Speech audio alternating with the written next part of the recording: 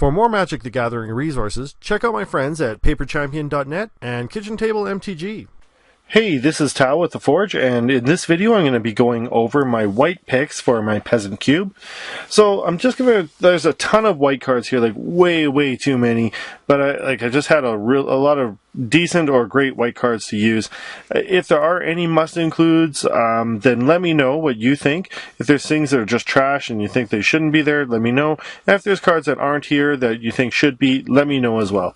Remember, our themes are going to be artifacts, counters, graveyard recursion, and tokens. So hopefully we can build towards that those sort of themes in our cube. Alright, so we're going to start off with Mother of Ruins, which I think is going to be a must include. It's just a really good card. Phalanx Leader is also a good card, but we're going to have to support him with having targets, spells that can target him. Ghostly Prison might be nice, I guess, especially against the token strategies. Knight of Meadowgrain, okay, so 2/2 for 2 with first strike and lifelink is pretty good. Core Firewalker, so another good against red.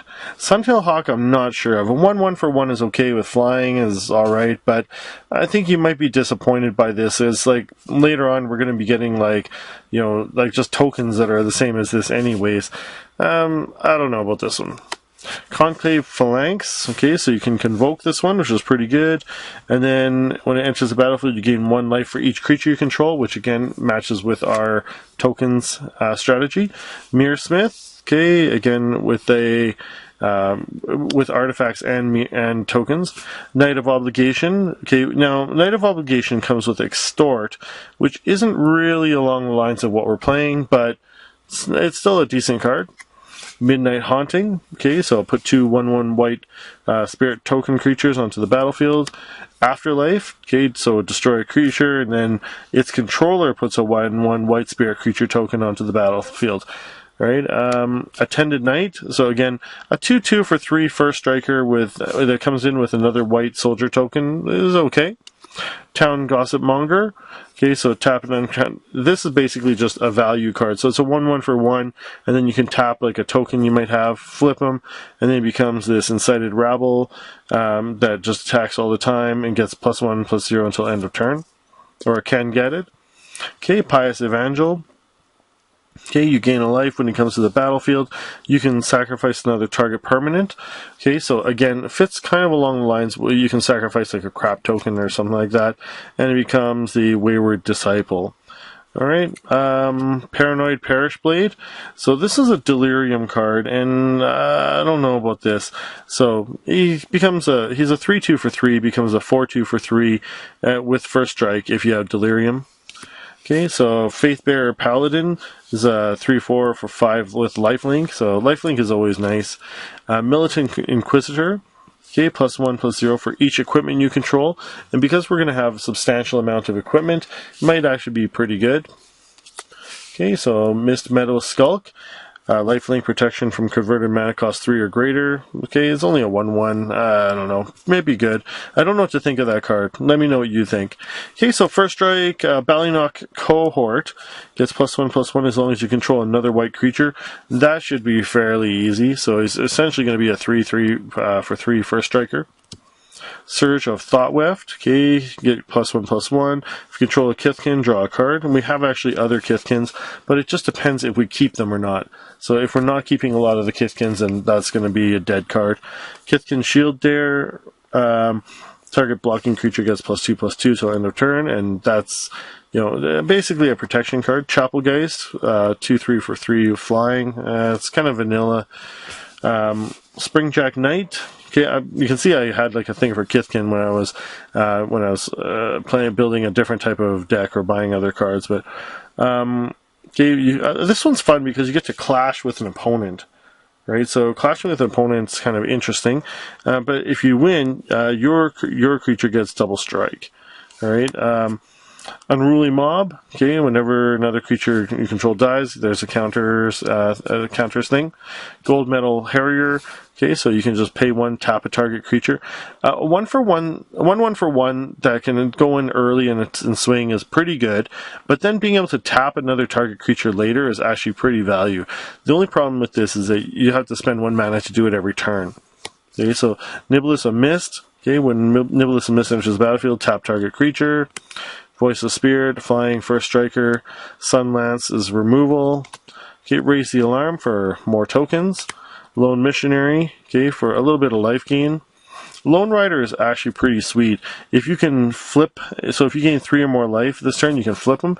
It depends on whether or not we're going to have life gain significant in here. If you can flip them, then first strike, trample, lifelink, 4/4. It's really good. Okay, I think that we probably do have decent life gain in here. Okay, but Sense Tactician is awesome. Okay, being able to put a +1/+1 counter on a target creature every turn, and those creatures can block additional creatures. So that's a great ability to have. Order of the Golden Cricket.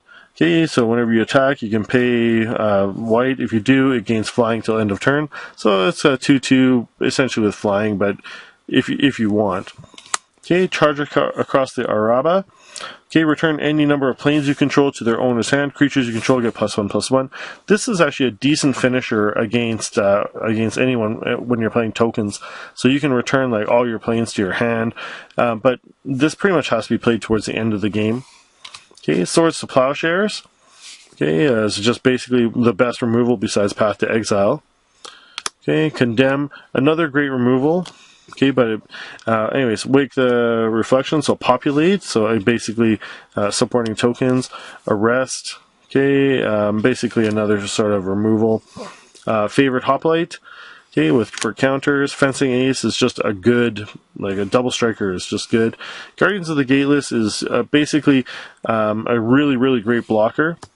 Okay, and can block almost an unlimited number of 1/1 tokens. Okay, Veteran Swordsmith. So it depends again for the Swordsmith and the Armorsmith. It depends if we're playing a lot of soldiers.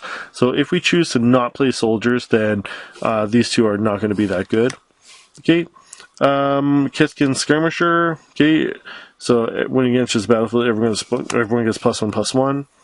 Okay, Acacian Javelineers. Okay. Basically, you remove a javelin counter from them and deals 1 damage to target creature. They're only going to have 1 counter, but you could potentially add a different counter to it. Celestial Flare. Okay, sacrifices an attacking or blocking creature, which is great removal. Okay, Soul Tithe. Basically removal again. Suppression Field to block activated abilities. Okay, Banisher Priest. Exile target creature and opponent controls until Banisher. Okay, so that's another removal. Cloistered Youth is just value again. So it says you may, so you don't have to flip it, but you can flip her anytime and becomes a 3/3 horror. Alright, and at the beginning of your end step, you lose 1 life. So you basically have to go aggressive with this. Okay, Cavalry Master with flanking, and then other creatures you control with flanking have flanking. So this is okay, but I'm not sure if it belongs in the deck. I really didn't know about Expedition Envoy because it's a 2/1 for 1, which is great, but it's so vanilla. I don't know. I'm not sure what to think of this one either. Fiend Hunter is basically the same as the Banisher Priest. Ordeal of Heliod, so there's something to support the +1/+1 counters. I really like these enchantment creatures because basically, like early game, they can just be the creature, but later on they can actually add an enchantment, which is like still useful. Okay, so Sunbond. So whenever you gain life, put them in any counters, so supporting counters and life gain. Okay, God-Favored General, so to support the token strategy. Afara's Radiance, so life gain. Nyxborn Shieldmate, again an enchantment creature. Even Mind Sensor, I just had that card, and I don't know if it fits in this deck. I'm not sure. I don't think so. Retreat to Emeria, I've talked about this with the other colors as well. Having landfall just gives it, constant use throughout the match. And so I think it's pretty good. And it supports our +1/+1 counter, not our +1 counters, but our token strategy as well. Okay, Suture Priest I think would be almost a must pick in here. If you're playing with tokens, Suture Priest is just going to really help out so much. It'd be so valuable. Sense Enlistment, basically just for tokens. Order of Leap Year, so protection from black, +1/+0 till end of turn, possibly, and first strike until end of turn. Okay, so Soul's Attendant is for life gain. Soul Warden, same thing. Doom Traveler, basically a 2-for-1. Glint Sleeve Artisan, so Fabricate 1, so again, supporting, this is counters and also artifacts, so could be pretty good. Built to Last, okay, target creature gets +2/+2, unless it's an artifact creature, then it gains indestructible until end of turn. So that's pretty good. Gear Shift Ace, okay, now, in some of the artifacts I have are vehicles, so Gear Shift Ace might be good, but we might have to wait until we see which vehicles we choose or which artifacts we choose. If we don't have any vehicles, then this is going to suck. Okay, Ajani's Pridemate, because we have life gain, or if we are choosing life gain, then that's going to be a pretty good one to take. I see a rare there, I'm going to have to take it out. Ethereal Armor, okay, so again, basically, I don't know if this belongs, because it's more of an enchantment, and then it doesn't really go along with what everything else we're doing. Okay, Ranger of Eos would be nice, but he is rare, so he's coming out. Okay, Hyena Umbra. You can see this is kind of part of an old Bogles deck I may have had. So Spirit Mantle. I don't know if those enchantments auras really belong. Sarah Angel is just a great value card. 4/4 for 5 with flying and vigilance can really close out the game. Aerial Responder is pretty much a must-have for white. Propeller Pioneer, so again, supporting the +1/+1 counters, and also the servos. Aviary Mechanic. So this one I like because it allows you to abuse ETB triggers pretty well. Let me see if I can show you here. So when Aviary Mechanic enters the battlefield, you may return another permanent you control to its owner's hand. So anything that generates, when it comes into the battlefield, you get a token or anything like that, you can basically bounce them and bring it back in later. Okay, so Journey to Nowhere. Okay, and Oblivion Ring, just more removal. Sigardian Priest is kind of like that other Kithkin card where you can just continuously tap. Except this one only requires colorless, the other one requires white. So I would say this one's actually the better card. Servo Exhibition for tokens, Angelic Purge for removal, Dauntless Cathar, okay, again, this is an interesting one because once he's in your graveyard, then you can use him again to generate a token. So it goes along with the graveyard theme of our deck. Okay, Nearheath Chaplain with lifelink and tokens again. Okay, and again with the graveyard recursion, it's along the right theme. Okay, so Thraben Standard Bearer. Discard a card, put a +1/+1 white human soldier. That's, again, pretty good because it allows us to support the token strategy, but also get rid of any crap cards or dead cards you might have in your hand. The Johnny Sunstriker, a lifelinker, so life gain. Soul Catcher, because there's going to be a lot of flying creatures, putting +1/+1 counters on this creature would be pretty sweet. And it doesn't say when it kills creatures, it just says when any flying creature dies. So yeah, I think that this could be a total bomb in the deck. Rousing of Souls, so each player reveals the top card of his or her library. I like any of these cards because they encourage a lot of interaction, so this and also supports the token strategy. Banishing Light essentially is just another form of removal. Banalish Knight's just a good white creature.